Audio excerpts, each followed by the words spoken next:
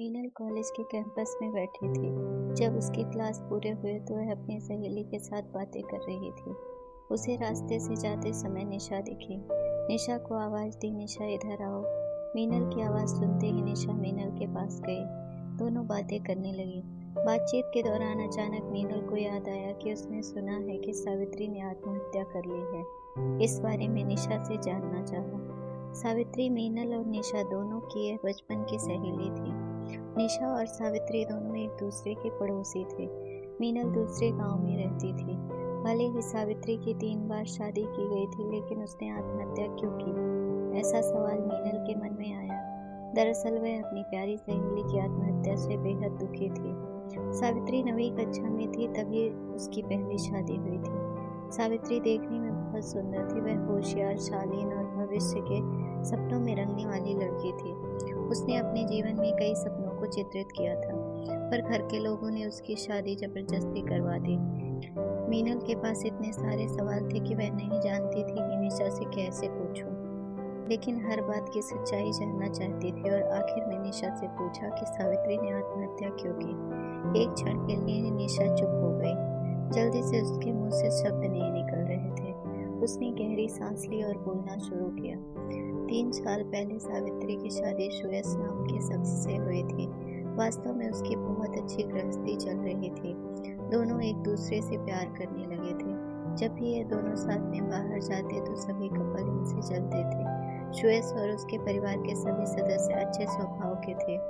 जैसा उसने सपनों में जोड़ीदार सोचा था, वैसा ही उसे अपना पार्टनर मिला था। उसके घर की स्थिति मध्यम थी। सुयश का एक छोटा सा होटल था।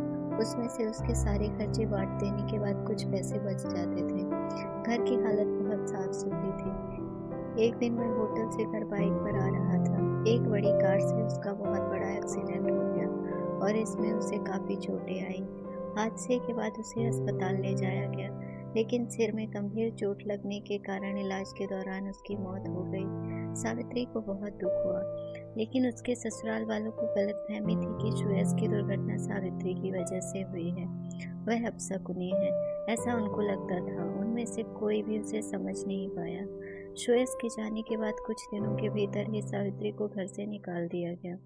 उसे घर से बाहर निकालने के बाद वह मायके आ गई और कुछ दिनों में मायके में रही। लेकिन आसपास पड़ोसियों में चर्चा हो गई तो उसके माता पिता फिर से उसके लिए रिश्ता ढूंढने लगे। जब वह बाहर निकलती थी तो लोग उसे हमेशा ताने मारते थे। इस वजह से सभी बहुत परेशान हुए। ऐसे में उन्होंने जल्दी जल्दी में आकाश से शादी कर दी।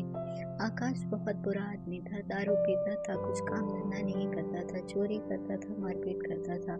उसका रोजाना यही काम था। इस सब से सावित्री को बहुत दुख होता था, पर वह कुछ नहीं कर सकती थी। एक बार एक रात को वह देर से घर आया और जल्दी जल्दी में घर में कुछ ढूंढने लगा।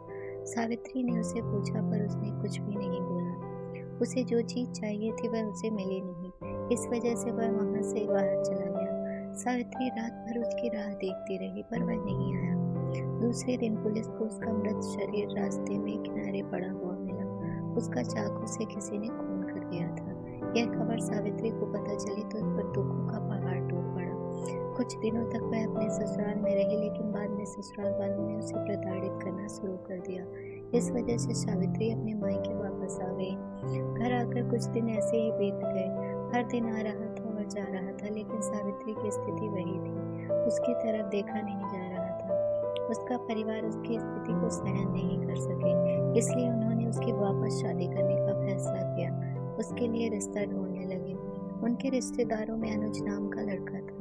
उसकी पहले से ही एक बार शादी हो चुकी थी और अनुज से सावित्री की शादी करवा दी। सावित्री बहुत खुश थी। शादी हुई और कुछ महीनों बाद उसे मालूम हुआ कि अनुज को कैंसर है, ब्लड कैंसर है। इस बात का पता चलते ही उसका हंसता हुआ चेहरा फिर से दुखी हो गया, लेकिन उसने हिम्मत से इन सब का सामना करने का फैसला किया। 5 महीने तक अपने पति की सेवा की, लेकिन आखिरकार 5 महीने बाद उसके पति की मौत हो गई। इस दुख से बहुत तंग आ चुकी थी। कुछ दिन बीत गए, लेकिन बाद में ससुराल वालों ने उसकी जिम्मेदारी लेने से इनकार कर दिया। उसे घर से निकाल दिया गया। उसके बाद वह फिर मायके चली गई, लेकिन उसके माता पिता, उसके भाई भाभी ने भी उसे घर में नहीं आने दिया। सभी तरफ से रास्ते बंद हो चुके थे उसके लिए। उसे उम्मीद की कोई किरण नजर नहीं आ रही थी।